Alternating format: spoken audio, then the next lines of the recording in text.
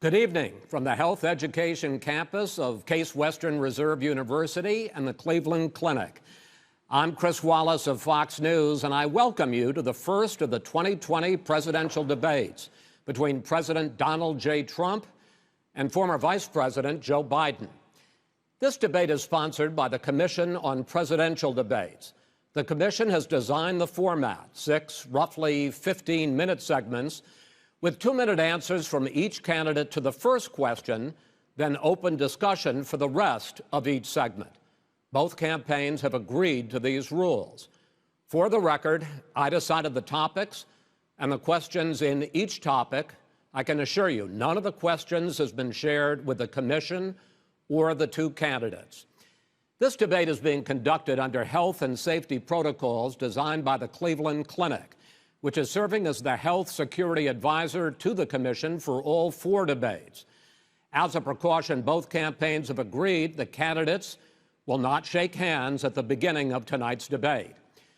The audience here in the hall has promised to remain silent. No cheers, no boos or other interruptions, so we, and more importantly you, can focus on what the candidates have to say. No noise except right now, as we welcome the Republican nominee, President Trump, and the Democratic nominee, Vice President Biden.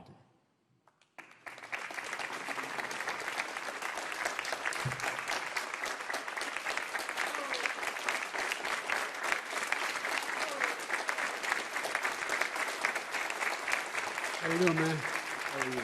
I'm well.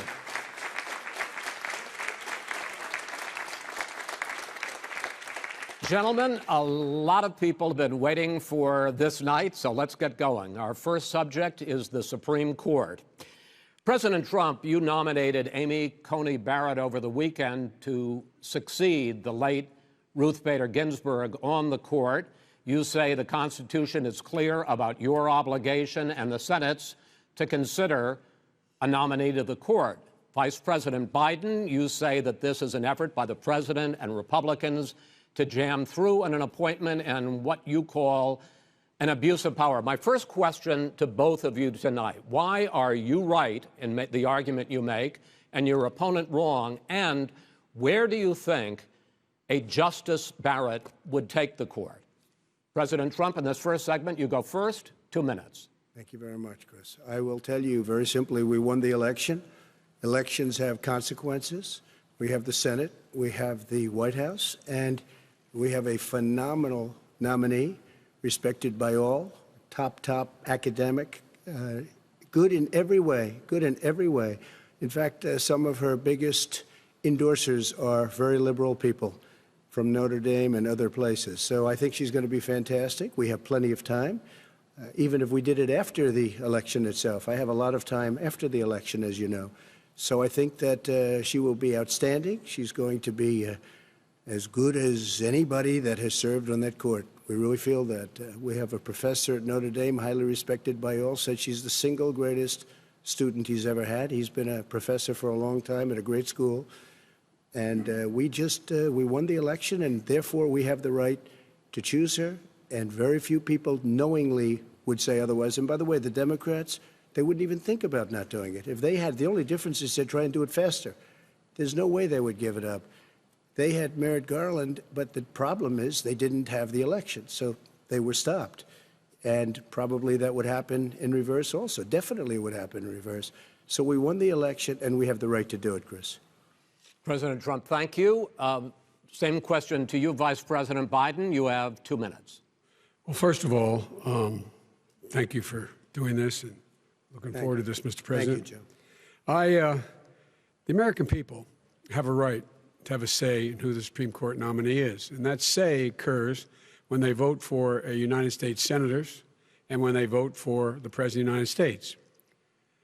They're not going to get that chance now because we're in the middle of an election already. election has already started. Tens of thousands of people have already voted. And so the thing that should happen is we should wait. We should wait and see what the outcome of this election is, because that's the only way the American people get to express their view is by who they elect as president and who they elect as vice president. Now, what's at stake here is the president's made it clear he wants to get rid of the Affordable Care Act. He's been running on that, he ran on that, and he's been governing on that. He's in the Supreme Court right now trying to get rid of the Affordable Care Act, which will strip 20 million people from having insurance, health insurance now, if it goes into court. And the justice, and I'm not opposed to the justice, she seems like a very fine person. But she's written before she went on the bench, which is her right, that she thinks that the Affordable Care Act is not constitutional. The other thing that's on the court, and if it's struck down, what happens? Women's rights are fundamentally changed. Once again, a woman could be pay more money because she has a pre-existing condition of pregnancy. They were able to charge a woman more for the same exact procedure a man gets. And that ended when we, in fact, passed the Affordable Care Act.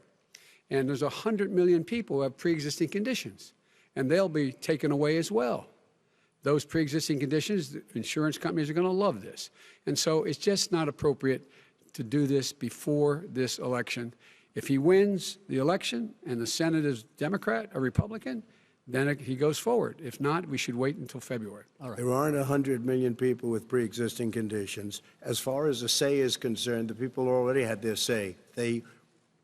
Okay, Justice Ginsburg said very powerfully, very strongly, at some point, 10 years ago or so, she said a president and the Senate is elected for a period of time, but a president's elected for 4 years. We're not elected for 3 years. I'm not elected for 3 years. So we have the Senate, we have a president. He's elected to the next during election. that period of time, we have an opening. I'm not elected for 3 years. I'm elected for 4 years. And the 100 million people, Joe, the 100 million people is totally wrong. I don't know where you got that number. The bigger problem that you have is that you're going to extinguish 180 million people with their private health care that they're very happy with. That's simply not true. Well, you're certainly going to socialist. You're going to socialist medicine. We're now into, gentlemen, we're now into open discussion. Open discussion. Open discussion. Yes, I agree. Go ahead, Vice President. Number White. one, he knows that what I proposed. What I proposed is that we expand Obamacare and we increase it. We do not wipe any. And one of the big debates we had with 23 of my colleagues trying to win the nomination that I won were saying that Biden wanted to allow people to have private insurance still. They can. They do. They will under my proposal. It's not what you've said, But and it's not what your party has said. That is simply your party a lie. doesn't say it. Your party wants to go socialist medicine. My party is and me. socialist right healthcare. now, I am and the they're going to dominate party. you, Joe. You know that. I am the Democratic Party right now. The platform of the Not according Democratic to Party Harris. is what I, in fact, approved of. What I approved of. Now, here's the deal. The deal is that it's going to wipe out pre-existing conditions. And by the way, the 200,000 people that have died on his watch, how many of those have survived? Well, there's 7 million people that contracted COVID. What does it mean for them going forward if you strike down the Affordable Care Act? Joe, you've had 308,000 military people dying because you couldn't provide them proper health care in the military. So don't tell me about this. I'm happy to talk about this. And if you were here, Look, it wouldn't be 200. It would be 2 million people because you were very late on the draw. You didn't want me to ban China, which was heavily infected. You didn't want me to ban All right, gentlemen, Europe, which was heavily infected. You would have been much later, Joe. Mr. President, much later. Mr. President. You're talking about 2 million people. You're not Mr. President, as the moderator, we are going to talk about COVID in the next segment, but go ahead. Let me finish. The point is that the president also is opposed to Roe v. Wade. That's on the ballot as well in the court. And so that's also at stake right now. And so the election is already You don't know it's begun. on the ballot. Why is it on the ballot? Because Why is it on the ballot? It's not on the ballot.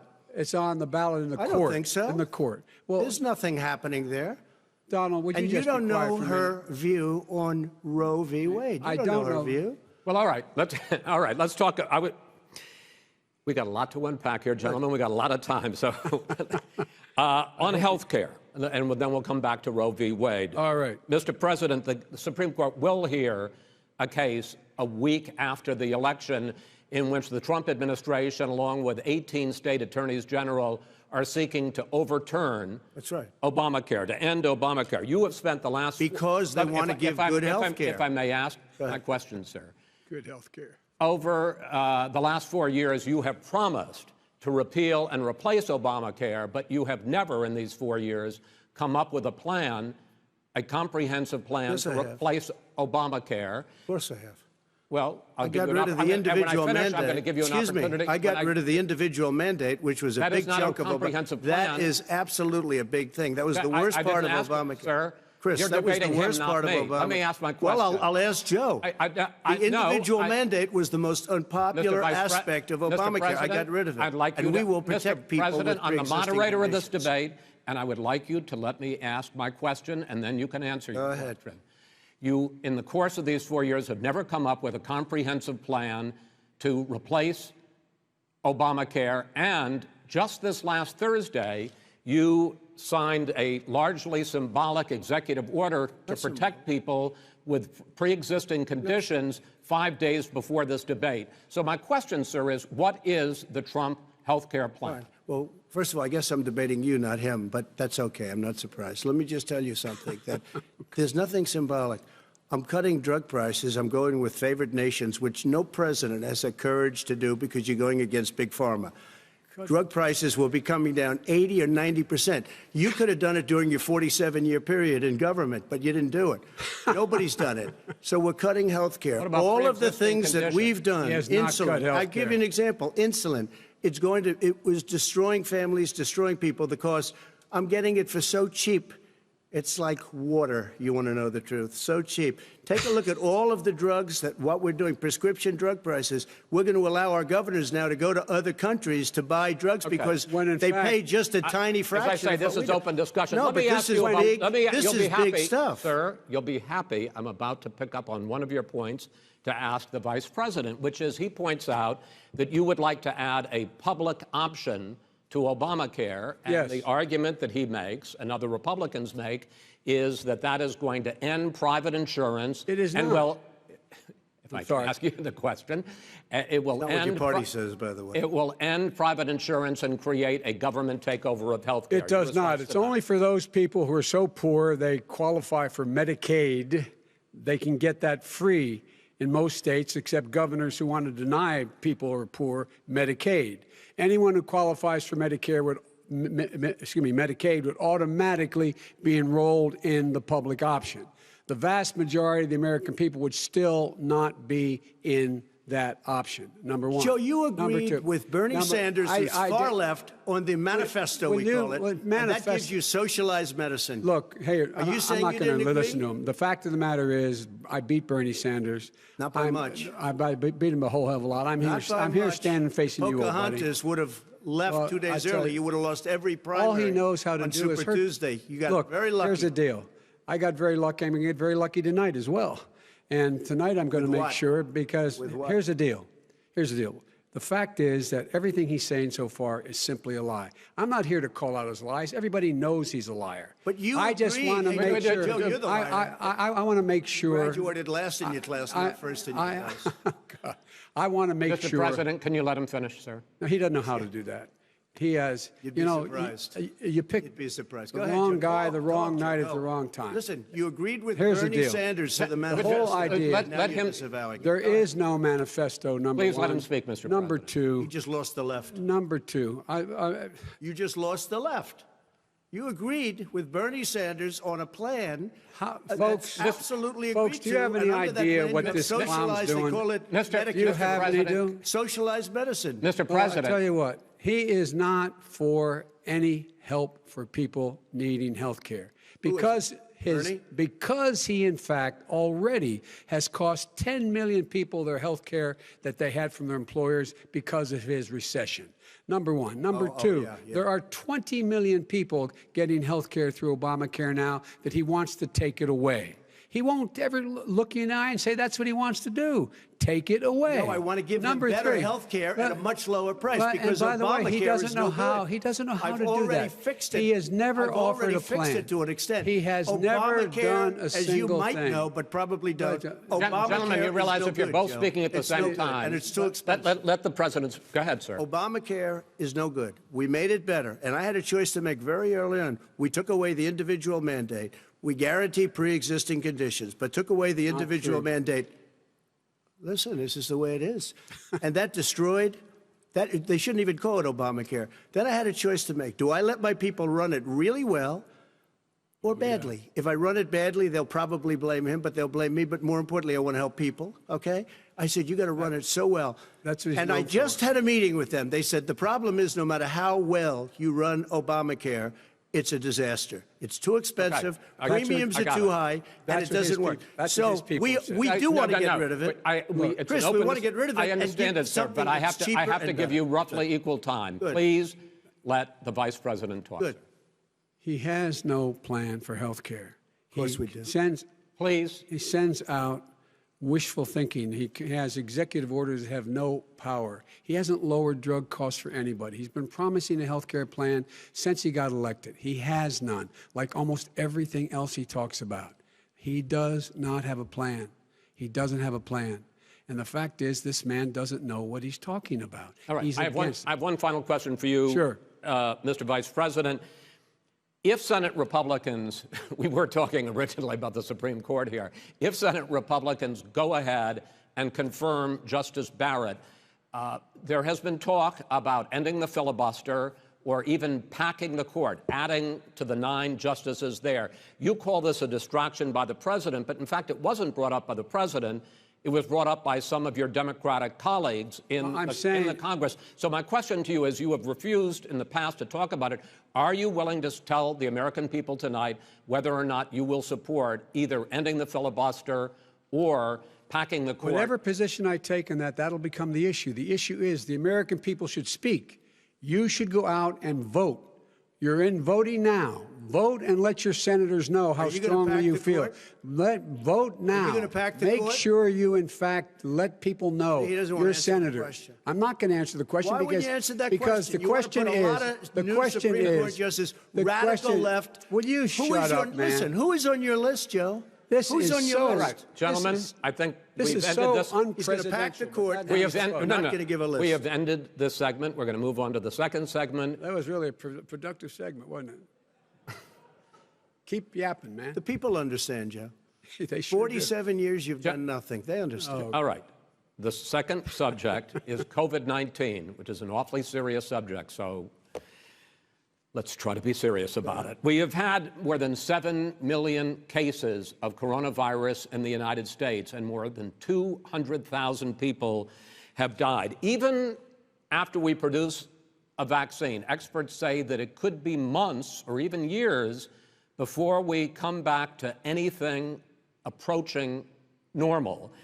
My question for both of you is, based on what you have said and done so far and what you have said you would do starting in 2021, why should the American people trust you more than your opponent to deal with this public health crisis going forward? In this case, the question goes to you first, sir. 2 minutes uninterrupted.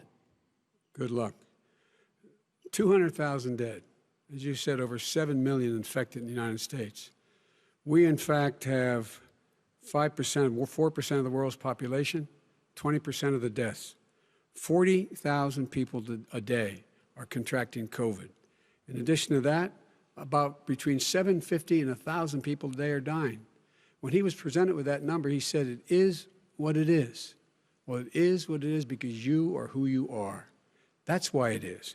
The president has no plan. He hasn't laid out anything. He knew all the way back in February how serious this crisis was.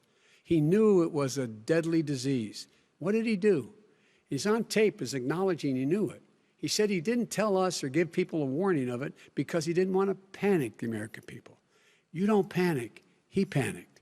In addition to that, what did he do? He went in and we were insisting that the Chinese, the people we had on the ground in China should be able to go to Wuhan and determine for themselves how dangerous this was.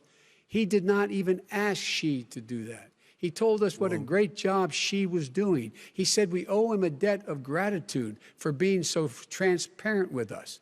And what did he do then? He then did nothing. He waited and waited and waited. He still doesn't have a plan. Wrong. I laid out Sir, back it's in just 2 March minutes. exactly it's so what we wrong. should be doing. And I laid out again in July what we should be doing. We should be providing all the protective gear possible. We should be providing the money the House has passed in order to be able to go out and get people the help they need to keep their businesses open schools that cost a lot of money.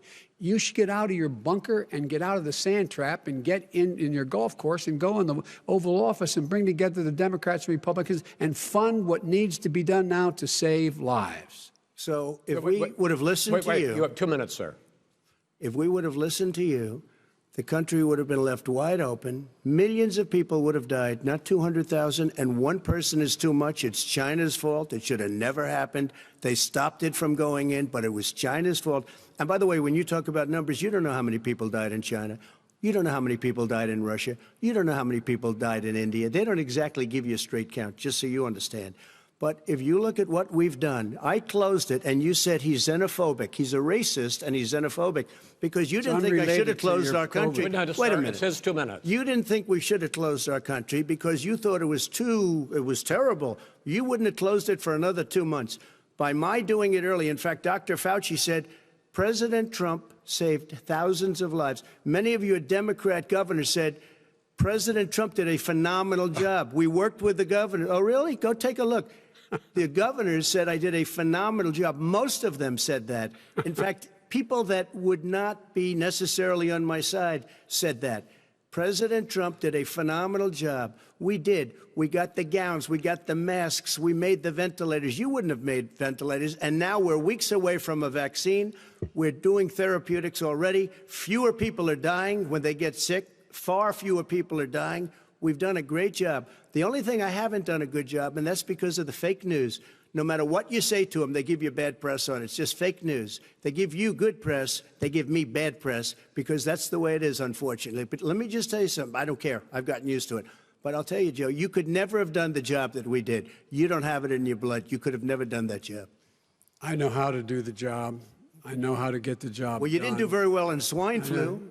H1N1, you were a disaster. Your own chief of staff said you were a disaster. 14,000 people died, not 200,000. There was no very- economic recession. Sir, you made a far no, less there was no lethal recession. disease, You made by a the way. point. Let him answer it. And there was we didn't shut down the economy. This is his economy he's shut down.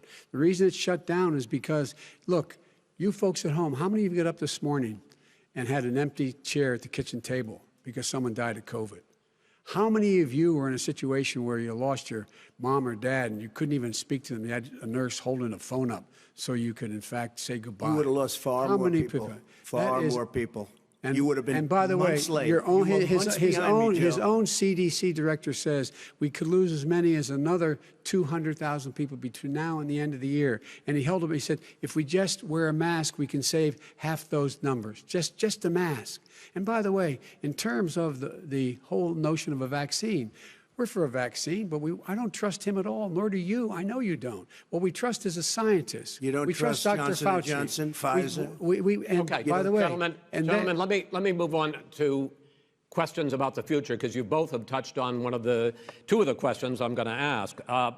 Focusing on the future first, President Trump, you have repeatedly either contradicted or been at odds with some of your government's own top scientists. The week before last, the head of the Centers for Disease Control, Dr. Redfield, said it would be summer before the vaccine would become generally available to the public. You said that he was confused and mistaken. Those were your two words. Yeah. But Dr. Slaoui, the head of your Operation Warp Speed, has said exactly the same thing. Are they both wrong? Well, I've spoken to the companies, and we can have it a lot sooner. It's a very political thing because people like this would rather make it political than save lives. God. It is a very political thing. I've spoken to Pfizer. I've spoken to all of the people that you have to speak to. We have great Moderna, Johnson & Johnson, and others.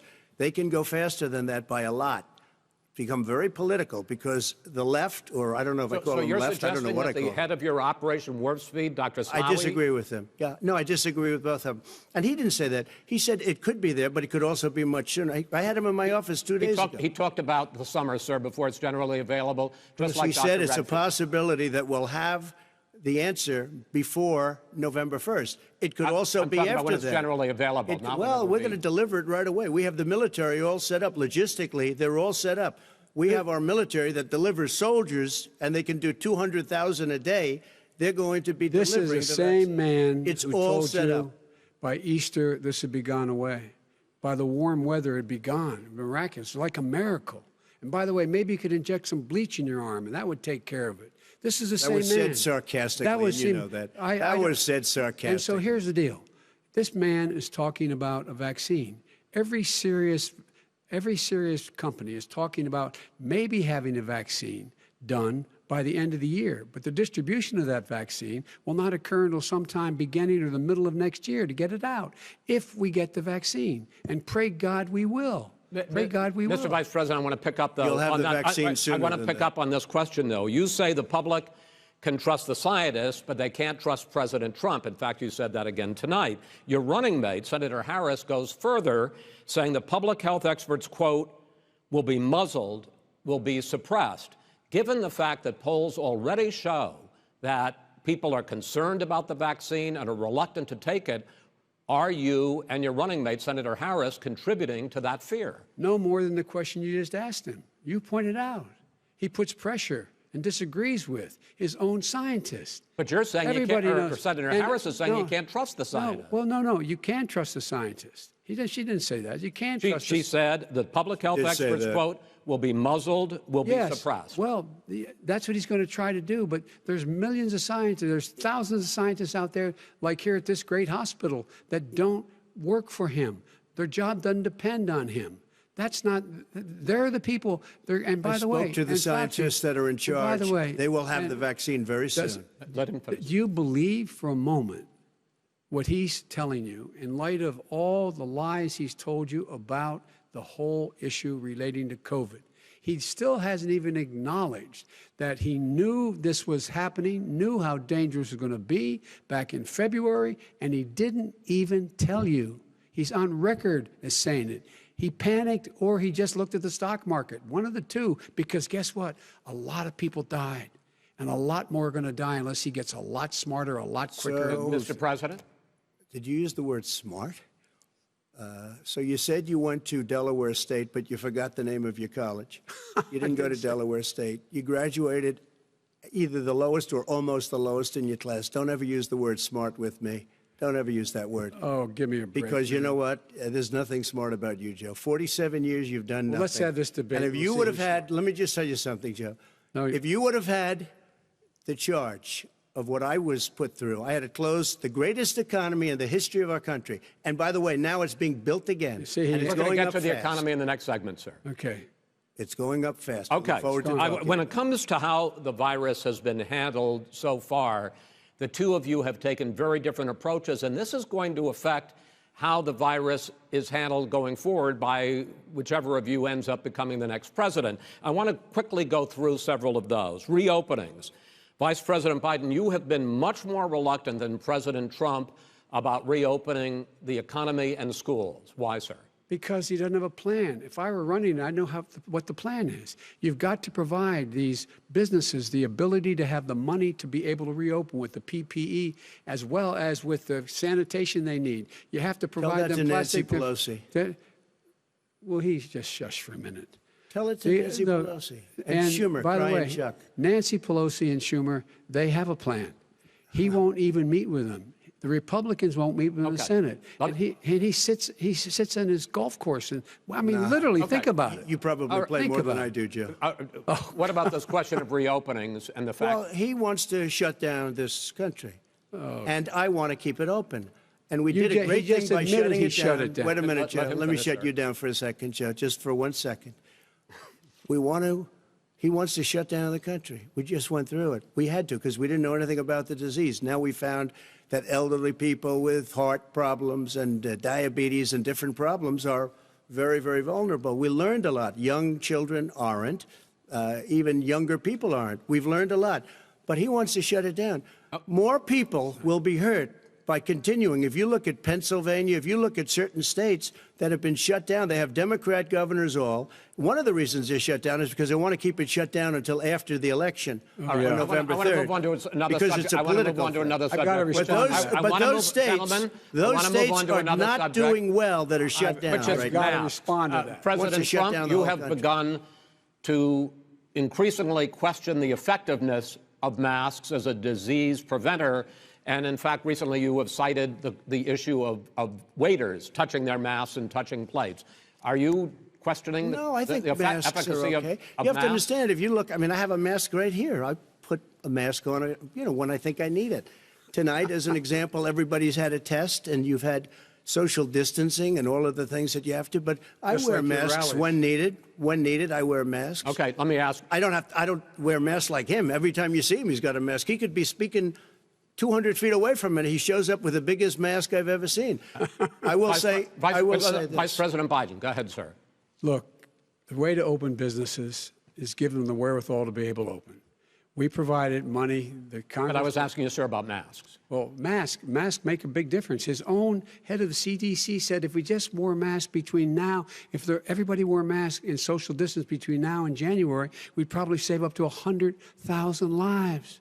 It matters. And they've also It said the matters. opposite. They've And also said the opposite. no serious person said the opposite. They've No also said, well, look serious at I wanna Dr. ask you- Fauci. Dr. Fauci said the He opposite. did not I want say to the ask you, we He got a said little very bit more than strongly, a minute left in this masks segment. are not good. Then he changed his mind. He said masks are good. I I'm wanna okay ask- with masks. I I'm want to not ask you fighting both about masks. one last subject, because your different approaches has even affected the way that you have campaigned. President Trump, you're holding large rallies with crowds packed together, thousands of people. Outside. Outside, yes, sir, agreed. Vice President Biden, you are holding much smaller events with Because nobody will show up. people with Well, it's true. Nobody shows up to his rallies. All right. In any case, why you holding the big rallies? Why you not? You go first, sir. Because people want to hear what I have to say. I mean, But are you I've not done worried a great about it job spreading as a disease? president, and I'll have 35,000 people show up at airports. We use airports. Are you and not worried hangars, about and we the have a disease lot of issues, people. sir? Well, so far we have had no problem whatsoever. It's outside. That's a big difference, according to the experts. And we do them outside. We have tremendous crowds, as you see. I mean, and literally on 24 hours' notice. And Joe does the circles and has 3 people someplace. Okay. By the way, did you see That's it. one of the last big rallies he had? And a reporter came up to him to ask him a question. He said, no, stand back.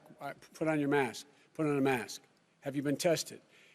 I'm way far away from those other people.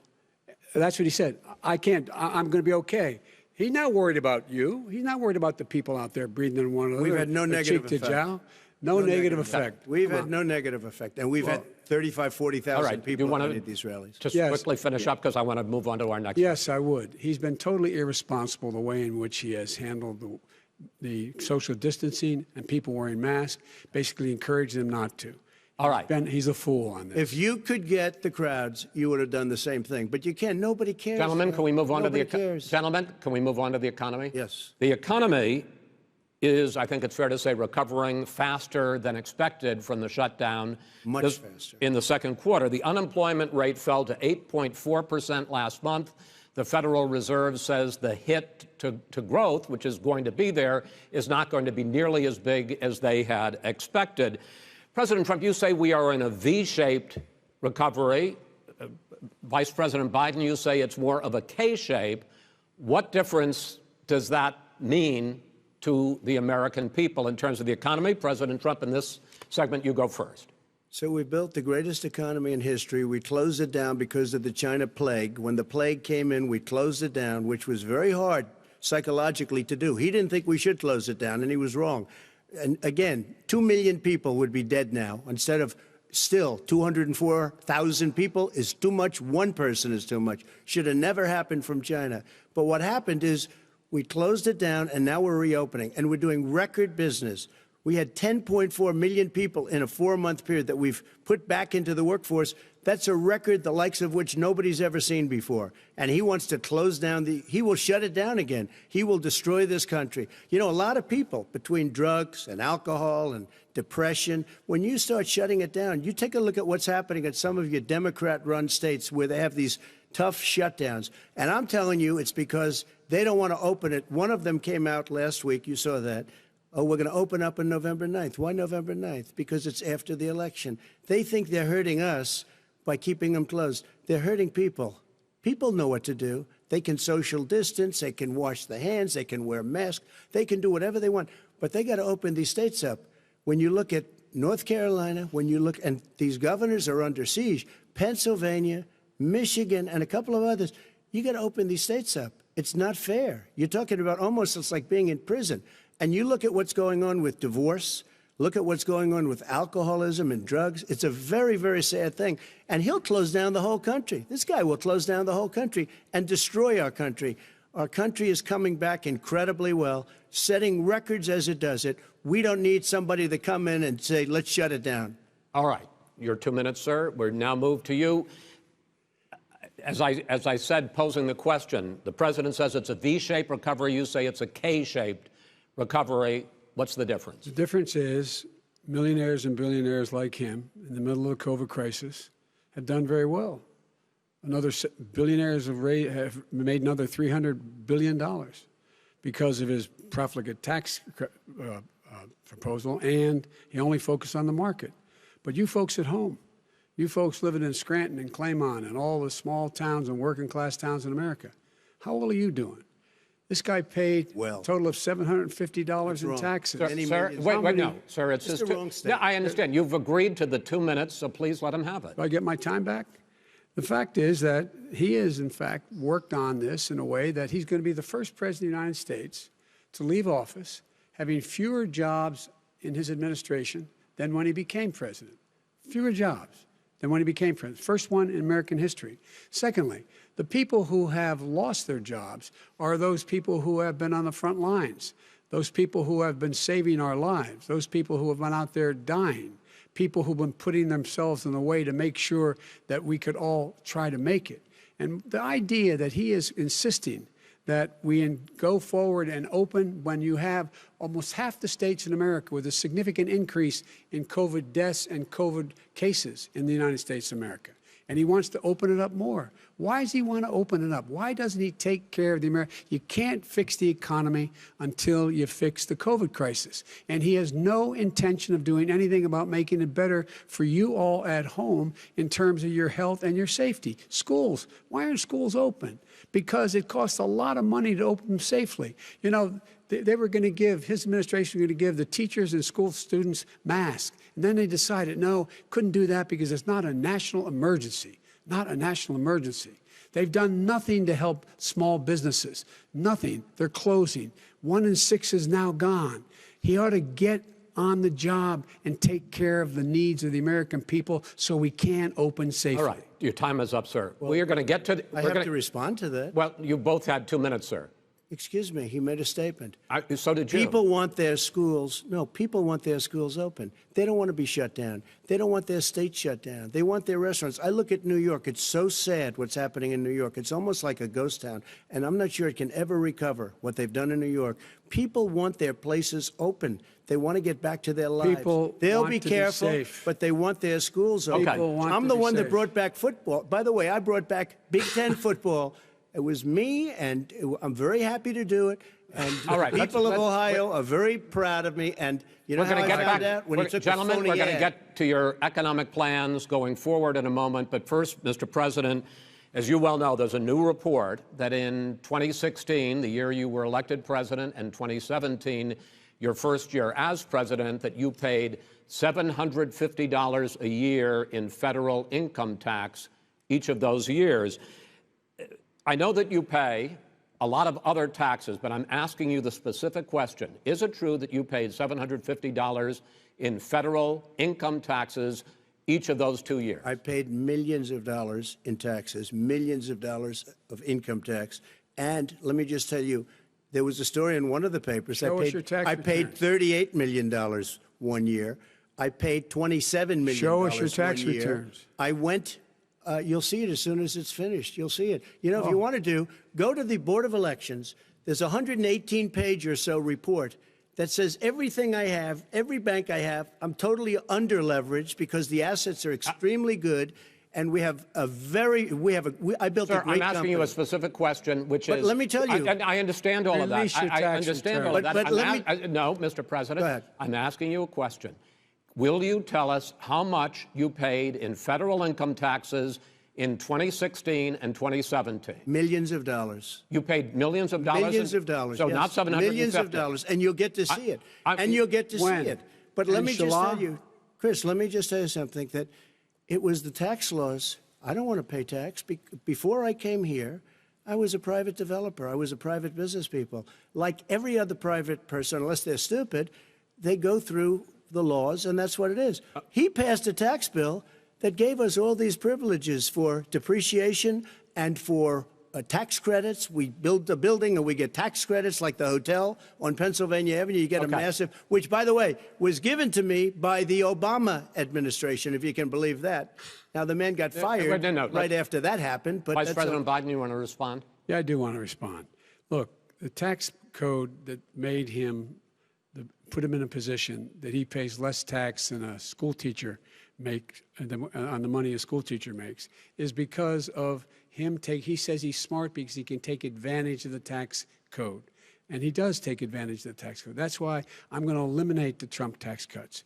And I'm going to eliminate those tax cuts and make sure that we invest in the people who, in fact, need the help. People out there need help. But why didn't you do it over the last 25 years? Because you weren't president. Because you weren't president screwing things up. You were a senator. And You're by the way, worst you were a president vice... America has ever had. Hey, Come Joe, on. let me just tell you, Joe. I've done more in 47 months. I've done more than you've done in 47 years, Joe.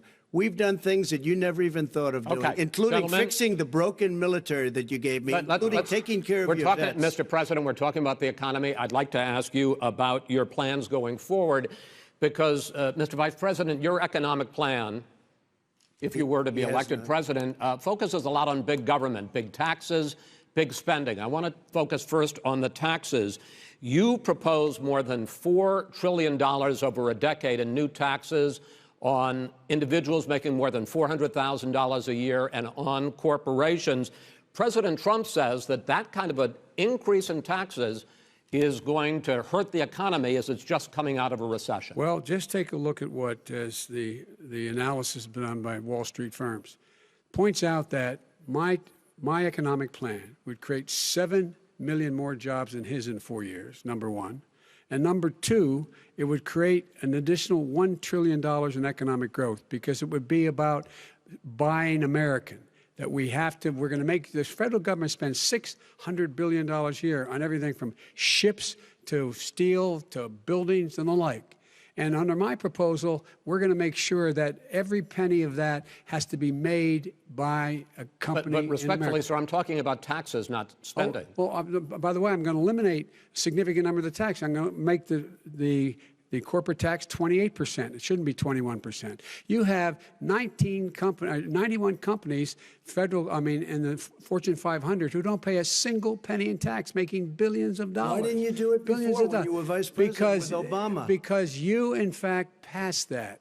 That was your tax proposal. I got it done. And you know what happened? You got it done. Our economy boomed like it's never boomed. The economy is Mr. busted. President, Let me finish. Mr. President, let me pick up on that. You would continue your free market approach, lower taxes, more deregulation, correct? Not lower taxes for the American people. Excuse me. But in Obama's, you talk about the economy booming, it turns out that in Obama's final 3 years as president, more jobs were created, 1.5 million more jobs than in the first 3 years of your presidency. They had the slowest recovery economic recovery since 1929. It was the slowest recovery. Also, they took over something that was down here. All you had to do is turn on the lights and you pick up a lot. But they had the slowest economic recovery since 1929. Let me tell you about the stock market. When the stock market goes up, that means jobs. It also means 401ks. if you got in, if you ever became president with your ideas, you want to terminate my taxes, I'll tell you what, you'll lose half of the companies that have poured in here will leave, and plenty Half of of the companies that are companies, already here, they'll leave for hardly other any companies places. have They will poured in leave, here. and you will have a Have it. depression, the likes that- of which you've never seen. Look, Mr. we Vice inherited the worst recession short of a depression in American history. I was asked to bring it back. We were able to have an economic recovery that created the jobs you're talking about. We handed him a booming economy. He blew it. It wasn't he blew booming. it. He blew it wasn't booming. It was the weakest recovery Well, sir, is it since fair to, 1929. is it fair to say he blew it when, in When fact, COVID came in. when there was record low unemployment before COVID? Yeah, but because what he did, even before COVID, manufacturing went in the hole. Manufacturing went in the hole. Excuse number me, one. Chris. Wait. Number two. Chris. Number three. They said it would take. No, you were number two. No. Chris.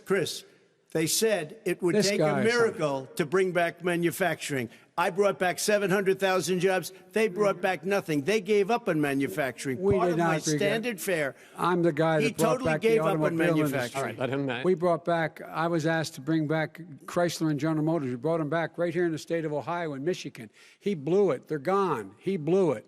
And in fact, they're going. Ohio had the best year it's ever had last year. Michigan had the best year they've ever had. That is not Many true. car companies came in from Germany, from Japan, went to Michigan, went to Ohio. They're not having And they Mr. didn't Vice- come wait, in wait, with you. Mr. Vice President, go ahead.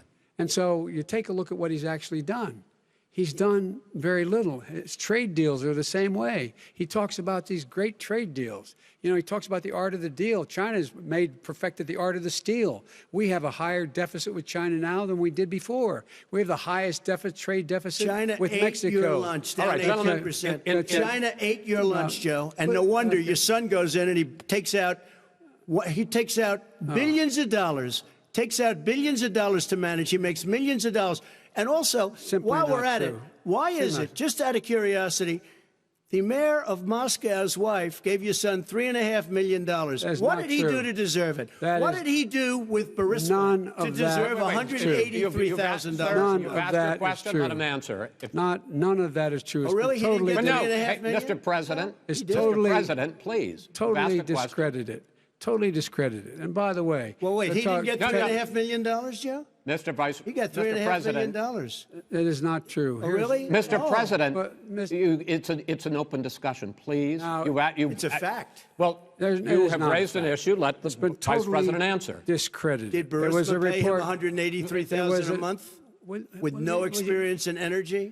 Mr. Look, President, no my job? son did nothing wrong at Burisma. I think he and did. Mr. the only President, guy that let did him something- answer.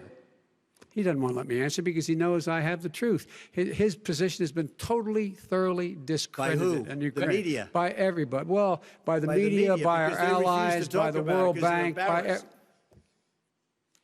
by everyone has discredited. Matter of fact, even the people President, who please stop. testified under oath. So let me under ask you oath, this, under- Joe. under No, oath. go ahead, Mr. I'm listening to Even the you. people under, He got $3.5 million from testified- Moscow.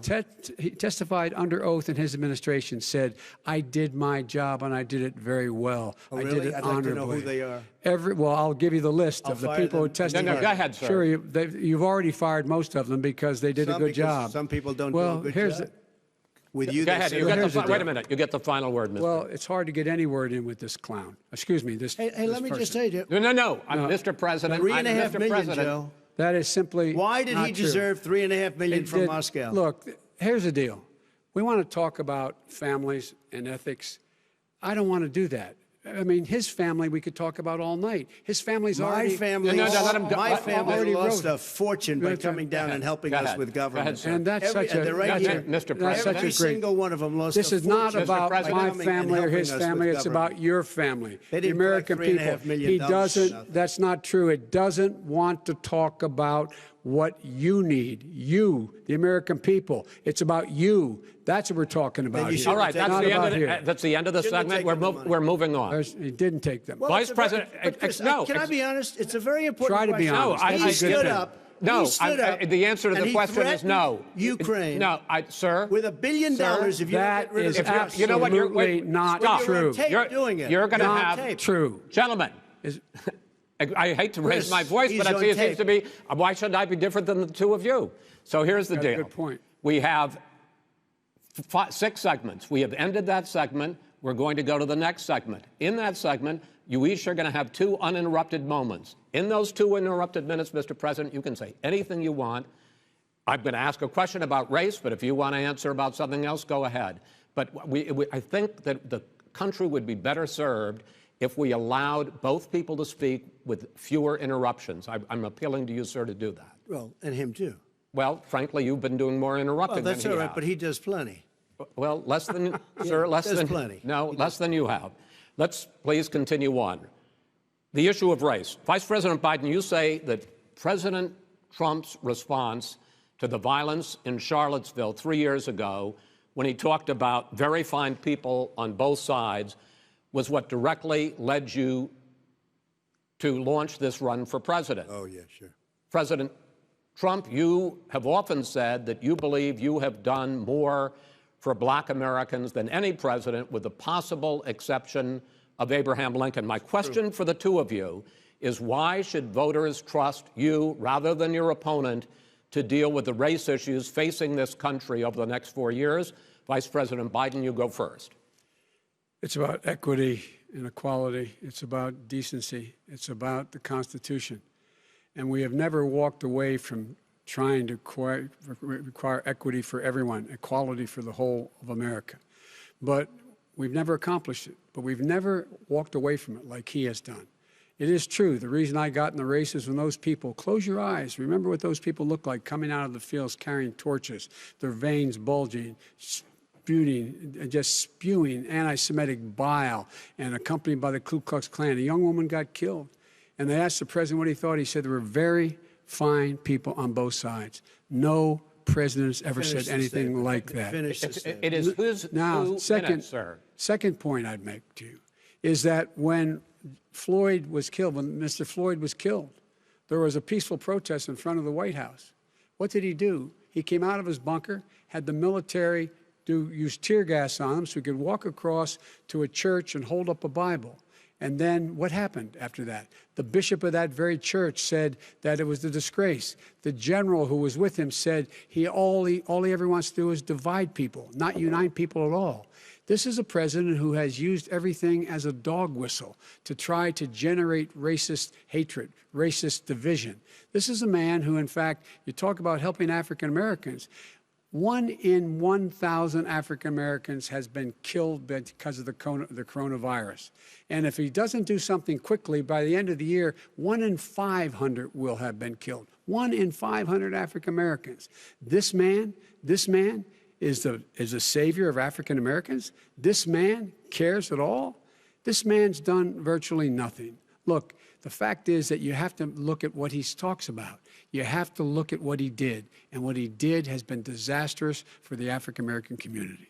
So, President Trump, you have 2 minutes. Why should Americans trust you over your opponent to deal with racism? he did a crime bill, 1994, where you call them super predators, African Americans, the super predators, and they've never forgotten it. They've never forgotten it, Joe. No, sir, it's his 2 minutes. So you did that, and they call you a super predator, and I'm letting people out of jail now that you have treated the African American population community, you have treated the black community about as bad as anybody in this country. You did the 1990, and that's why, if you look at the polls, I'm doing better than any Republican has done in a long time, because they saw what you did. You call them super predators, and you've called them worse than that, because you look back at your testimony over the years, you've called them a lot worse than that. As far as the church is concerned, and as far as the generals are concerned, we just got the support of 250 military leaders and generals, total support. Law enforcement, almost every law enforcement group in the United States. I have Florida, I have Texas, I have Ohio, I have Portland. The sheriff just came out today and he said, I support President Trump. I don't think you have any law enforcement. You can't even say the word law enforcement, because if you say those words, you're going to lose all of your radical left supporters. And why aren't you saying those words, Joe? Why don't you say the words law enforcement? Because you know what? If they called us in Portland, we would put out that fire in a half an hour, but they won't do it because they're run by radical left Democrats. If you look at Chicago, if you look at any place you want to look, Seattle, they heard we were coming in the following day, and they put up their hands, and we got back Seattle. Minneapolis, we got it back, Joe, because we believe in law and order, but you don't. The top 10 cities and just about the top 40 cities are run by Democrats and in many cases radical left. And they've got you wrapped around their finger, Joe, to a point where you don't want to say anything about law and order. And I'll tell you what, the people of this country want and demand law and order, and you're afraid to even say it. All right. I want to return to the question of race. Vice President Biden, after the grand jury in the Breonna Taylor case decided not to charge any of the police with homicide, you said it raises the question, quote, whether justice could be equally applied in America. Do you believe that there is a separate but unequal system of justice for blacks in this country? Yes, there is. There's systemic injustice in this country, in education and work and in law enforcement and the way in which it's enforced. But look, the vast majority of police officers are good, decent, honorable men and women. They risk their lives every day to take care of us. But there are some bad apples. And when they occur, when they find them, they have to be sorted out. They have to be held accountable. They have to be held accountable. And what I'm going to do as President of the United States is call together an entire group of people at the White House, well, everything from the civil rights groups to the police officers, to the police chiefs, and we're going to work this out. We're going to work this out so we change the way in which we have more transparency in when these things happen. These cops aren't happy to see what happened to George Floyd. These cops aren't happy to see what happened to Breonna Taylor. Most don't like it. But we have to have a system where people are held accountable. And by the way, violence in response is never appropriate. Never appropriate. Peaceful protest is. Violence is never appropriate. All right. What is peaceful protest? When they run through the middle of a town and burn down your stores and kill people all over the place, and you say peaceful protest? President Trump, No, it's I'm not not, asking. but you say it is. President Trump, I'd like to continue with the Yes, issue go of ahead, race. I please. promise we're going to get to the issue of law and order Please. in a moment. Fine. This month, your administration directed federal agencies to end racial sensitivity training that addresses white privilege or critical race theory. Why did you decide to do that, to end racial sensitivity training? And do you believe that there is systemic racism in this country, sir? I ended it because it's racist. I ended it because a lot of people were complaining that they were asked to do things that were absolutely insane, that it was a radical revolution that was taking place in our military, in our schools, all over the place, and you know it, and so does everybody else. Radical, and he would know. What is radical about racial sensitivity training, sir? If you were a certain person, you had no status in life. It was sort of a reversal. And if you look at the people, we were paying people hundreds of thousands of dollars to teach very bad ideas and, frankly, very sick ideas. And really, they were teaching people to hate our country. And I'm not going to do that. I'm not going to allow that to happen. We have to go back to the core values of this country. They were teaching people that our country is a horrible place, it's a racist place, and they were teaching people to hate our country. And I'm not going to allow that to happen. Vice President Biden? Nobody's doing that. He's the racist. You just don't know. Here's the deal. I know a lot more about You this don't than he know. does. Let him finish. The fact is that there is racial insensitivity. People have to be made aware of what other people feel like, what insults them, what is demeaning to them. It's important to people know. They don't want to. Many people don't want to hurt other people's feelings, but it makes a big difference. It makes a gigantic difference in the way a child is able to grow up and have a sense of self-esteem. It's a little bit like how this guy and his friends look down on so many people. They look down their nose on people like Irish Catholics like me and grew up in Scranton. They look down on people who don't have money. They look down on people who are of a different faith. They look down on people who are a different color. In fact, we're all Americans. The only way we're going to bring this country together is bring everybody together. There's nothing we cannot do if we do it together. We can take this on and we can defeat racism in America. President Trump, sir. During the Obama-Biden administration, there was tremendous division. There was hatred. You look at Ferguson, you go to many places. Look at Oakland. Look what happened in Oakland. Look what happened in Baltimore. Look what happened. Frankly, it was more violent than what I'm even seeing now. Oh, my but Lord. the reason This is is that ridiculous. the Democrats that run these Absolutely cities ridiculous. don't want to talk like you about law and order. Violent and you crime, still haven't mentioned. violent Are you in crime. favor of law and order? I'm in favor of law. You follow it. Are you in and a little favor bit of law and order? Go yes, ahead, I'm say in it. favor. You Everybody's asked a in favor question, of let him finish. Law He'll and order. lose his Law left. and Let order. him- let him answer. Law and order with justice, where people get treated fairly. And the fact of the matter is, violent crime went down 17%, 15% in our administration. All right. It's gone up on his watch. Went down much more in ours. All right, we're He now. is president of the Mr. President, United you're going States to. of America. China, we Mr. were President, breaking every you're- record in the Mr. book. President, you're going to be very happy because we're now going to talk about law and order. Places we had trouble were Democratic-run cities. That's and exactly states. my question. Democratic- There has been a dramatic increase in homicides in America this summer, particularly, and you often blame that on Democratic mayors and Democratic governors, but in fact, there have been equivalent spikes in Republican-led cities like Tulsa and Fort Worth. So the question is this really a party issue? I think it's a party issue. You can bring in a couple of examples, but if you look at Chicago, what's going on in Chicago, where 53 people were shot and 8 died, shot. If you look at New York, where it's going up like nobody's ever seen anything, the numbers are going up 100, 150, 200%. Crime. It is cities. crazy what's going on.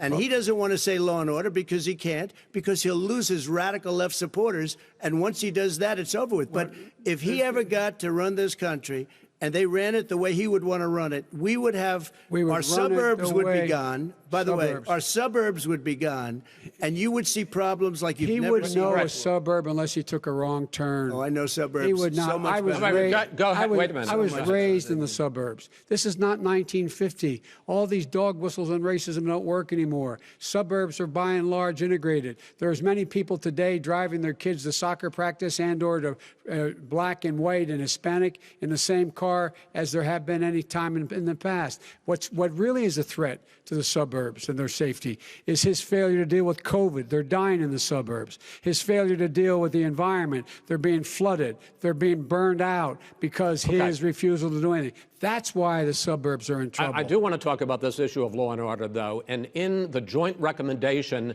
that came from the Biden-Bernie Sanders task force, you talked about, quote, reimagining policing. Yeah. First of all, what does reimagining policing mean, and do you support? It means. Let me, if I might finish the question. What does reimagining policing mean, and do you support the Black Lives Matter call for community control of policing? Look, what I support is the police having the opportunity to deal with the problems they face.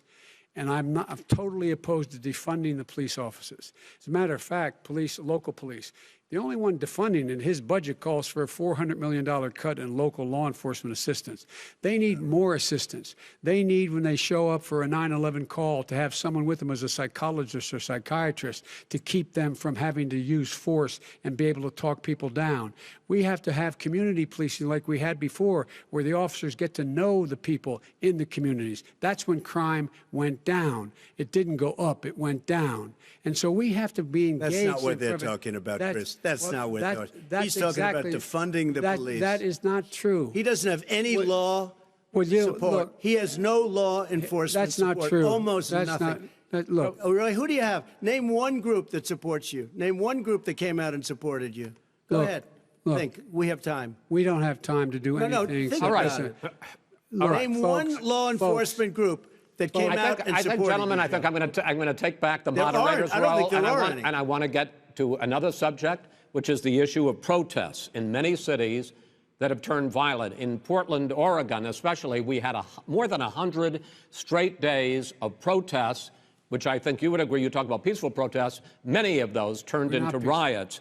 Mr. Vice President, you say that people who commit crimes should be held accountable. The question I have, though, is, as the Democratic nominee, and earlier tonight you said that you are the Democratic Party right now, have you ever called the Democratic mayor of Portland or the Democratic governor of Oregon and said, hey, you got to stop this, bring in the National Guard, do whatever it takes, but you stop the days and months of violence in Portland?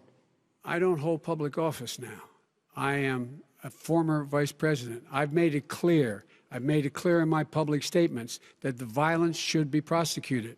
It should be prosecuted, and anyone who commits it But should you've be never called prosecuted. for the people, He's never the said leader. that. Excuse me, sir. You have never called for the leaders in Portland and in Oregon to call Because bring in they- the National Guard and knock off 100 days of riots. They can, in fact, take care of it if he just stay out of the way. Look here. Oh, really? Here, Oh, really? here's the thing. I sent in the wait, I U.S. asked him a Marshals to question. get the killer No, of the young man in the middle of the street. They shot him, and for 3 Mr. days, President Trump, Portland President wouldn't do Trump, anything. I please had to interrupt send in the and- U.S. Marshals. President They Trump, took care of business. Go ahead, sir. And by the way, you know, his own former spokesperson said, you know, riots and chaos and violence help his cause. That's what this is all about. I don't know who said that. I do. Who? I think Kellyanne Conway. I don't think she said that. She said that. don't- And so here's the All thing. right. But here's the point. Go The ahead, point sir. is that that's what he is, keeps trying to rile everything up. He doesn't want to calm things down. Instead of going in and talking to people and saying, let's get everybody together, figure out how to deal with this. What's he do? He just pours gasoline in the fire constantly, every single solitary Okay, time. and to end this, button up this segment, I'm going to give you a minute to answer, sir.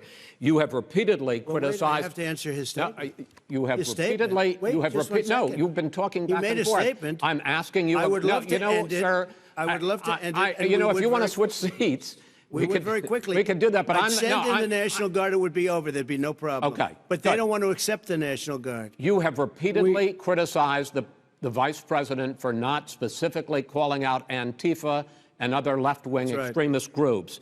But are you willing tonight to condemn white supremacists and militia groups and to say that they need to stand down and not add to the violence in a number of these cities, as we saw in Kenosha and as we've seen in Portland? Sure, Are you I'm willing prepared to to do that, specifically but Do it. Well, I go would ahead, say sir. I would say almost everything I see is from the left wing, not from the right wing. what are you- what If are you- look- what are you saying? I'm willing to do anything. I want to see Well, peace. then do it, sir. Say it. Do it. Say it.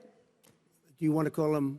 What do you want to call him? Give me a name. Give me a White name. Go ahead. supremacists and Who would right you like me to supremacists. condemn? White Proud Boys. supremacists and right-wing Proud militia. Boys, stand back and stand by. But I'll tell you what. Somebody's got to do something about Antifa and the left, because this is not a right-wing problem. His This own is a left-wing. FBI director This said is a the threat left-wing of Go ahead, problem. white Go ahead, sir. supremacists. Antifa's an idea, not an organization. Oh, you gotta be Not kidding. militia. That's what Oh, really? his It's an idea. his Okay. FBI director Gentlemen, said. Well, we're then gonna- you know what? No, He's no, wrong. we're done, sir. We're moving on to the next. Everybody We're gives moving. When a you bat advice hits in you your over the head, that's administration. not an idea. Everybody in Antifa your is bad. administration tells you the truth has a bad idea. Can I tell you what? You have no ideas. Antifa is a dangerous All right, radical gentlemen, group. we're now moving on to the Trump And and you ought to be Biden careful with records. them. They'll overthrow you. When in a 2 president, seconds. I'm going to ask a question. When the president seeks a second term, it is generally a referendum on his record.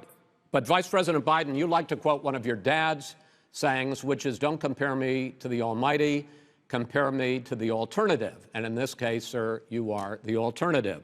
Looking at both of your records, I'm going to ask each of you, why should voters elect you president over your opponent? In this segment, President Trump, you go first, 2 minutes. Because there has never been an administration or president who has done more than I've done in a period of 3.5 years. And that's despite the impeachment hoax. And you saw what happened today with Hillary Clinton, where it was a whole big con job.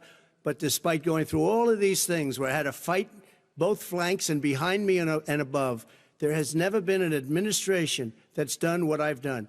The greatest, before COVID came in, the greatest economy in history, lowest unemployment numbers. Everything was good. Everything was going. And by the way, there was unity going to happen. People were calling me for the first time in years. They were calling and they were saying, it's time maybe. And then what happened? We got hit, but now we're building it back up again. A rebuilding of the military, including Space Force and all of the other things. A fixing of the VA, which was a mess under him. 308,000 people died because they didn't have proper health care. It was a mess. And we now got a 91% approval rating at the VA, our vets. We take care of our vets. But we've rebuilt our military. The job that we've done, and I'll tell you something, some people say maybe the most important. By the end of the first term, I'll have approximately 300 federal judges and Court of Appeals judges, 300, and hopefully 3 great Supreme Court justices. That is a record, the likes of which very few people, and you know one of the reasons I'll have so many judges? because President Obama and him left me 128 judges to fill. When you leave office, you don't leave any judges. That's like you just don't do that. They left 128 openings, and if I were a member of his party, because they have a little different philosophy, I'd say if you left us 128 openings, you can't be a good president, you can't be a good vice president. But I want to thank you because it gives us almost, it'll probably be above that number by the end of this term. 300 judges. It's a record. Looking at both your records, why should voters elect you president as opposed to President Trump? You have 2 minutes uninterrupted. Under this president, we become weaker, sicker, poorer, more divided, and more violent. When I was vice president, we inherited a recession. I was asked to fix it. I did. We left him a booming economy, and he caused the recession. With regard to being weaker, the fact is that I've gone head-to-head with Putin and made it clear to him we're not going to take any of his stuff. He's Putin's puppy. He still refuses to even say anything to Putin about the bounty on the heads of American soldiers. Your son got $3.5 million. And by the way, my son... Wait a minute. Mr. President, your campaign agreed to both sides would get 2-minute answers uninterrupted. Well, your side agreed to it, and why don't you observe what your campaign agreed to as a ground rule, okay, sir? He never keeps his word. Because Can you add No, I'm not asking. That was a rhetorical question. Can you Go add ahead, back sir. 30 seconds? Yeah, yes, Okay. you may have. All right. Go ahead. So, thirdly, we're poor. The billionaires have gotten much more wealthy by a tune of over $300 to $400 billion more just since COVID. You in the home, you got less. You're in more trouble than you were before. In terms of being more violent, when we were in office, there were 15% less violence in America than there is today. He's president of the United States. It's on his watch. And with regard to more divided, the nation can't stay divided. We can't be this way. And speaking of my son, the way you talk about the military, the way you talk about them being losers and being and just being suckers. My son was in Iraq. He spent a year there. He got the Bronze Star. He got the Conspicuous Service Medal. He was not a loser. He was a patriot, and the people left behind there were heroes. Really? And I resent. Are you talking like about hell. Hunter? Are you talking about Hunter? I'm talking about my son, Beau Biden. You're talking about. I don't know Beau. I know Hunter. Yeah, Hunter you know Beau. Hunter got thrown out of the military. He was thrown out, dishonorably discharged. That's not true. He For wasn't dishonorably cocaine discharged. use. And he didn't have a job until you became vice president. Once you None became of that vice is president, true. he made a fortune in Ukraine, in China, in Moscow, That is simply and various not other places. true. He My made a son, fortune. My son, and he didn't have a job. My son, like a lot of people we know at home, had a drug problem. He's overtaken it. He's fixed it. He's worked on it, and I'm proud of him. But why was he proud of given my tens son. of millions All of right. dollars? But he wasn't given All right. tens of millions of dollars. That is totally, President totally President Trump, discredited. you've already been Totally discredited. We've already been through this. I think the American people would rather hear about more substantial So do I. subjects. Well, you know, as the moderator, sir, I'm going to make a I know, but judgment when call somebody here. gets $3.5 million Okay, great. from the Let's talk mayor about- of Moscow, let's talk That is about- I not think it's a true. Gentlemen, That thing. report is totally Why did he get discredited. it? I Mitt think, Romney on that committee said it wasn't worth taxpayers' money, that report. It was written for political reasons. you know, I'd like to talk about climate change. So would I. Okay. The forest fires in the West are raging now. They have burned millions of acres. They have displaced hundreds of thousands of people. When state officials there blame the fires on climate change, Mr. President, you said, I don't think the science knows. Over your 4 years, you have pulled the U.S. out of the Paris Climate Accord. You have rolled back a number of Obama environmental records. What do you believe about the science of climate change? And what will you do in the next 4 years to confront it? I want crystal clean water and air. I want beautiful, clean air. We have now the lowest carbon. If you look at our numbers right now, we are doing phenomenally. But I haven't destroyed our businesses. Our businesses aren't put out of commission. If you look at the Paris Accord, it was a disaster from our standpoint. And people are actually very happy about what's going on because our businesses are doing well. As far as the fires are concerned, you need forest management in addition to everything else.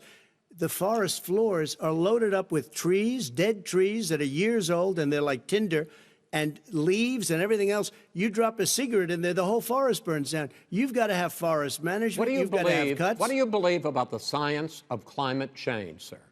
I believe that we have to do everything we can to have immaculate air, immaculate water, and do whatever else we can that's good. You know, we're planting 1 billion trees, the Billion Tree Project, and it's very exciting You believe for a lot of people. that human pollution, greenhouse gas emissions contributes to the global warming of this I think planet? a lot of things do, but I think to an extent, yes. I think to an extent, yes. But I also think we have to do better management of our forests. Every year, I get the call, California's burning. California's burning. If that was cleaned, if you had forest management, good forest management, you wouldn't be getting those calls. You know, in Europe, they have forest cities. They're called forest cities. They maintain their forests. They manage their forests. I was with the head of a major country. It's a forest city.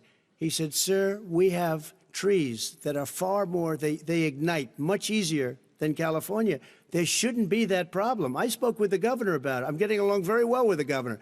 But I said, you know, at some point, you can't every year have hundreds of thousands of acres of land just burned to the ground. But, sir, that's burning down because of a lack of But, management. sir, if you believe in the science of climate change, why have you rolled back the Obama Clean Power Plan, which limited carbon emissions in power plants? Why have you relaxed? Because it was driving energy prices through the sky. Why have you relaxed fuel economy standards that are going to create more pollution from cars Well, and not trucks? really, because what's happening is the car is much less expensive and it's a much safer car, and you're talking about a tiny difference. And then what would happen, because of the cost of the car, you would have at least double and triple the number of cars purchased. We have the old slugs out there that are 10, 12 years old.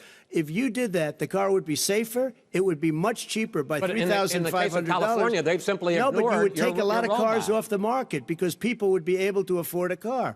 Now, and by the way, we're going to see how that turns out. But a lot of people agree with me, many people. The car has gotten so expensive because they have computers all over the place for an extra little bit of gasoline. And, and I'm okay with electric cars, too. I think I'm all for electric cars. I've given big incentives for electric cars. But what they've done in California is just crazy. Right. Vice President Biden, I'd like you to respond to the president's climate change record, but I also want to ask you about a concern. You proposed $2 trillion in green jobs. You talk about new limits, not abolishing, but new limits on fracking, ending the use of fossil fuels to generate electricity by 2035, and zero net emission of greenhouse gases by 2050. The president says a lot of these things would tank the economy and cost millions of jobs. He's absolutely wrong, number one. Number two, if in fact, during our administration, the Recovery Act, I was in charge, able to bring down the cost of renewable energy to cheaper than or as cheap as coal and gas and oil. Nobody's going to build another coal-fired plant in America. No one's going to build another oil-fired plant in America. They're going to move to renewable energy, number one. Number two, we're going to make sure that we are able to take the federal fleet and turn it into a fleet that's run on their electric vehicles. Making sure that we can do that, we're going to put 500,000 charging stations in all of the highways that we're going to be building in the future. We're going to build an economy that, in fact, is going to provide for the ability us to take 4 million buildings and make sure that they, in fact, are weatherized in a way that, in fact, they'll emit significantly less gas and oil because the heat will not be going out. There's so many things that we can do now to create thousands and thousands of jobs. We can get to net zero in terms of energy production by 2035. Not only not costing people jobs, creating millions of good paying jobs, not $15 an hour, but prevailing wage, by having a new infrastructure that, in fact, is green. And the first thing I will do, I will rejoin the Paris Accord. I will join the Paris Accord because with us out of it, look what's happening. It's all falling apart. And talk about someone who has no relationship with foreign policy. Brazil, the rainforests of Brazil are being torn down, are being ripped down. More carbon is absorbed in that rainforest than every bit of carbon that's emitted in the United States. Instead of doing something about that, I would be gathering up and making sure we had the countries of the world coming up with $20 billion and say, here's $20 billion. Stop tearing down the forest. And if you don't, then you're going to have significant economic consequences. What about the argument that President Trump basically says that you have to balance environmental interests and economic interests, and he's drawn his line? Well, he hadn't drawn a line. He still, for example, makes sure that he wants to make sure that methane's not a problem. You can now emit more methane without it being a problem. Methane. This is a guy who says that you don't have to have mileage standards for automobiles that exist now. This is a guy who says that, well, the fact that it's all true. And here's the deal. He's talking about the Green New Deal, and it's not $2 billion or $20 billion, as you said. It's $100 trillion. I'm talking about where they want to rip down buildings and rebuild the building. No, it's the dumbest, most ridiculous. Where airplanes are out of business, where two-car systems are out, where they want to take out the cows too. You know, that's not true either, right? This is a $100 trillion. Look, that's more money than our country could make in 100 years if we're not going to. The case. All right, let me destroy our because country. I actually wait a minute, sir. I actually have studied your plan, and it includes upgrading 4 million buildings, weatherizing 2 million homes over 4 years, building 1.5 million energy-efficient homes. So the question becomes: the president is saying, I think some people who support the president would say that sounds like it's going to cost a lot of money and hurt the economy. What it's going to do is going to create thousands and millions of jobs, good-paying jobs. Let him finish, sir. He doesn't know how to do that. $100 billion. The fact is, it's going to create millions of good-paying jobs, and these tax incentives for people to weatherize, which he wants to get rid of. It's going to make the economy much safer. Look how much we're paying now to deal with the hurricanes. By the way, he has an answer for hurricanes. He said maybe we should drop a nuclear weapon on them. They may. I never said that. That's at all. He did say. You made it up. And here's the deal. You make up. We are going to be in a position where we can create hard, good jobs by making sure the environment is clean and we all are in better shape. We spend billions of dollars now, on floods, hurricanes, rising seas. We're in real trouble. Look what's happened just in the Midwest with these storms that come through and wipe out entire sections and counties in Iowa. They didn't happen before. They're because of global warming. We make up 15% of the world's problem. We, in fact, but the rest of the world, we've got to get them to come along. That's why we have to get back into the Paris Accord. All right, gentlemen. Wait a minute, Chris. So why didn't he do it for 47 years? You were vice president. Why didn't you get the world? China sends up real dirt into the air. Russia does. India does. They all do. We're supposed to be good. And by the way, he made a couple of statements.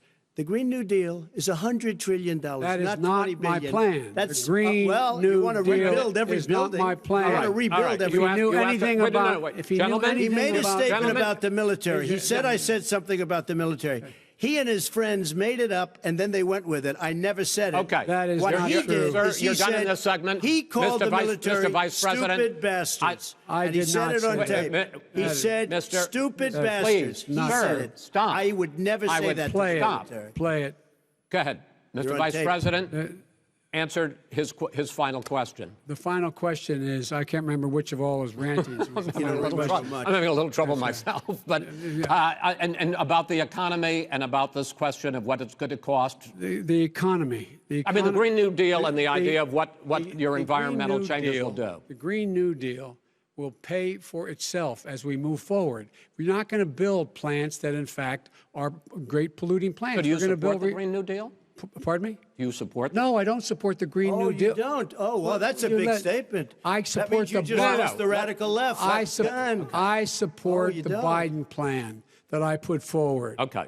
The Biden plan, which is different than what he calls the radical Green New Deal. All right, gentlemen, final segment, election integrity. As we meet tonight, millions of Americans are receiving mail-in ballots or going to vote early. How confident should we be that this will be a fair election, and what are you prepared to do over the next 5+ weeks, because it'll not only be to Election Day, but also counting some ballots, mail-in ballots after Election Day? What are you prepared to do to reassure the American people that the next president will be the legitimate winner of this election? In this final segment, Mr. Vice President, you go first. Prepared to let people vote. They should go to iwillvote.com, decide how they're going to vote, when they're going to vote, and what means by which they're going to vote. His own Homeland Security Director, and as well as the FBI Director, says there is no evidence at all that mail-in ballots are a source of being manipulated and cheating. They said that. The fact is that there are going to be millions of people because of COVID that are going to be voting by mail-in ballots, like he does, by the way. He sits behind the Resolute desk and sends his ballot to Florida, number one. Number two, we're going to make sure that those people who want to vote in person are able to vote, because enough poll watchers are there to make sure they can socially distance. The polls are open on time, and the polls stay open until the votes are counted. And this is all about trying to dissuade people from voting, because he's trying to scare people into thinking that it's not going to be legitimate. Show up and vote. You will determine the outcome of this election. Vote, vote, vote. If you're able to vote early in your state, vote early. If you're able to vote in person, vote in person. Vote whatever way is the best way for you, because he cannot stop you from being able to determine the outcome of this election. And in terms of whether or not, when the votes are counted, and they're all counted, that will be accepted. If I win, that will be accepted. If I lose, that will be accepted. But by the way, if in fact he says he's not sure what he's going to accept, well, let me tell you something. It doesn't matter, because if we get the votes, it's going to be all over. He's going to go. He can't stay in power. It won't happen. It won't happen. So vote. Just make sure you understand you have it in your control to determine what this country is going to look like the next 4 years. Is it going to change? You're going to get 4 more years of these lies. Mr. President, 2 minutes. So when I listened to Joe talking about a transition, there's been no transition from when I won. I won that election. And if you look at crooked Hillary Clinton, if you look at all of the different people, there was no transition, because they came after me trying to do a coup. They came after me spying on my campaign. They started from the day I won, and even before I won, from the day I came down the escalator with our First Lady. They were a disaster. They were a disgrace to our country. And we've caught them. We've caught them all. We've got it all on tape. We've caught them all. And by the way, you gave the idea for the Logan Act against General Flynn. You better take a look at that, because we caught you in a sense. And President Obama was sitting in the office. He knew about it, too. So don't tell me about a free transition. As far as the ballots are concerned, it's a disaster. A solicited ballot, okay, solicited is okay. You're soliciting, you're asking, they send it back, you send it back. I did that. If you have an unsolicited, they're sending millions of ballots all over the country. There's fraud. They found them in creeks. They found some with the name Trump, just happened to have the name Trump just the other day in a waste paper basket. They're being sent all over the place. They sent 2 in a Democrat area. They sent out 1,000 ballots. Everybody got 2 ballots.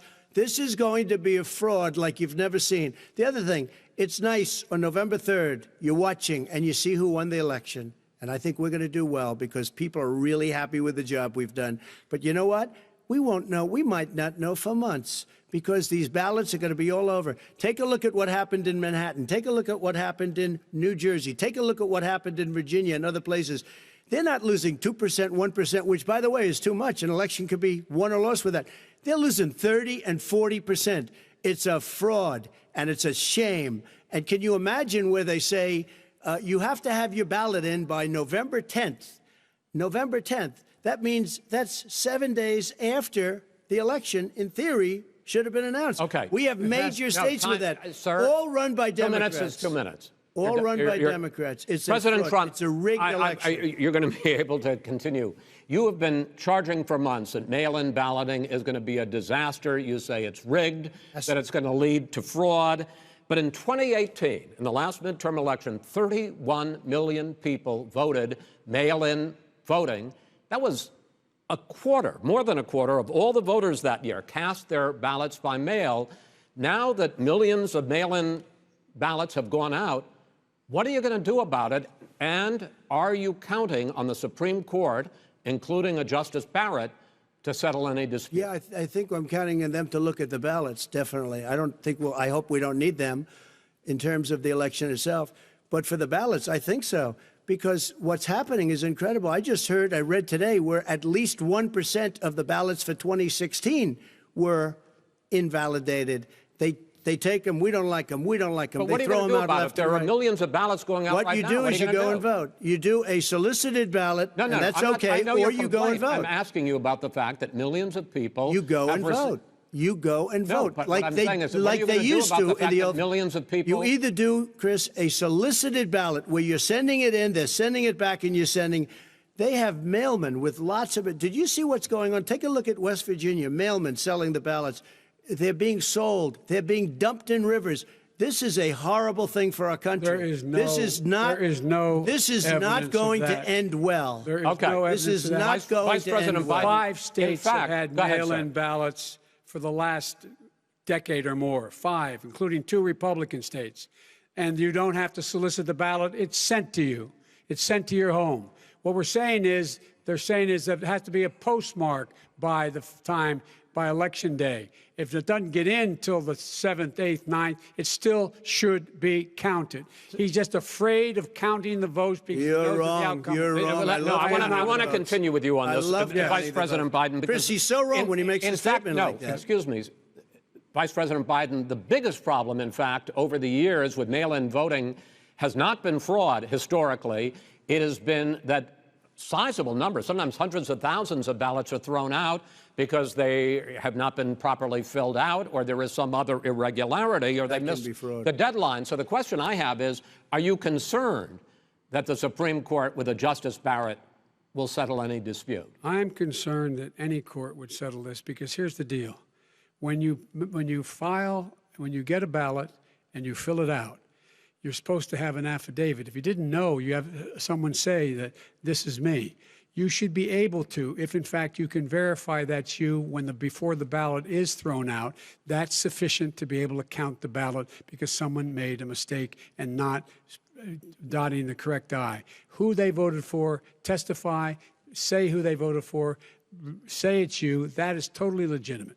All right. Excuse me, Chris, when you have 80 million ballots sent in and swamping the system, you know it can't be done. You know it can't. And already there's been so now fraud. Mail service delivers Wait a minute, gentlemen. In the 185 final million question pieces of mail a is, day. in 8 ballots. states, we can keep talking. In 8 states, disgrace. election workers are prohibited, currently by law, 8 states, from even beginning to process ballots, even take them out of the envelopes and flatten them until Election Day. That means that it's likely, because there's going to be a huge increase in mail-in balloting, that we are not going to know on election night who the winner is, that it could be days, it could be weeks. Could be months. Until we find out who the new president is. So first for you, sir, finally for the vice president, I hope neither of you will interrupt the other.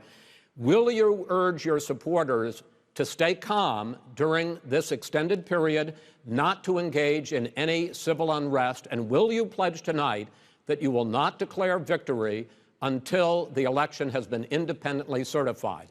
President Trump, you go first. I'm urging my supporters to go into the polls and watch very carefully, because that's what has to happen. I am urging them to do it. As you know, today there was a big problem. In Philadelphia, they went in to watch. They're called poll watchers, a very safe, very nice thing. They were thrown out. They weren't allowed to watch. You know why? Because bad things happen in Philadelphia, bad things. And I am urging my people. I hope it's going to be a fair election. If it's a fair election, I am 100% on board. But if I see tens of thousands of ballots being manipulated, I can't go along with that. And I'll tell you what, does that mean, from a common sense, does that mean you're going to tell your people to take to the street? It means you have a fraudulent election. You're sending out 80 million ballots. They're not equipped to. These people aren't equipped to handle it. Number one. Number two, they cheat.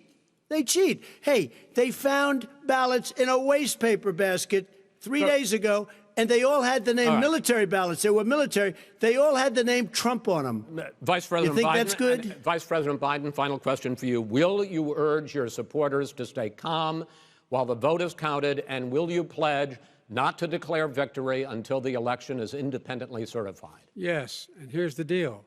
They count the ballots, as you pointed out. some of these ballots in some states can't even be opened until Election Day. And if there's thousands of ballots, it's going to take time to do it. And by the way, our military, they've been voting by ballots since the end of the Civil War, in effect. And that's what's going to happen. Why was it not? Why is it for them somehow not fraudulent? It's the same process. It's honest. No one has established at all that there is fraud related to mail-in ballots, that somehow it's a fraudulent process. It's already been established. Take a look at Carolyn Maloney's race I in asked Manhattan. you had an opportunity to respond. Look at Carolyn Maloney. Go ahead. They have no idea what Vice President Biden, go ahead. He has no idea what he's talking about. Here's the deal. The fact is, I will accept it, and he will too. You know why? Because once the winner is declared, after all the ballots are counted, all the votes are counted, that'll be the end of it.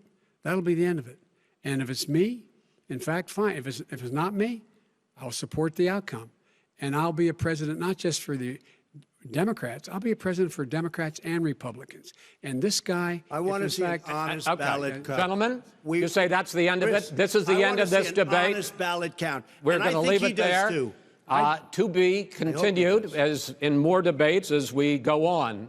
President Trump, Vice President Biden, it's been an interesting hour and a half. I want to thank you both for participating in the first of 3 debates that you have agreed to engage in. We want to thank Case Western Reserve University and the Cleveland Clinic for hosting this event. The next debate, sponsored by the Commission on Presidential Debates, will be 1 week from tomorrow, October 7th, at the University of Utah in Salt Lake City. The 2 vice presidential nominees, Vice President Mike Pence and Senator Kamala Harris, will debate at 9 p.m. Eastern that night. We hope you watch. Until then, thank you and good night.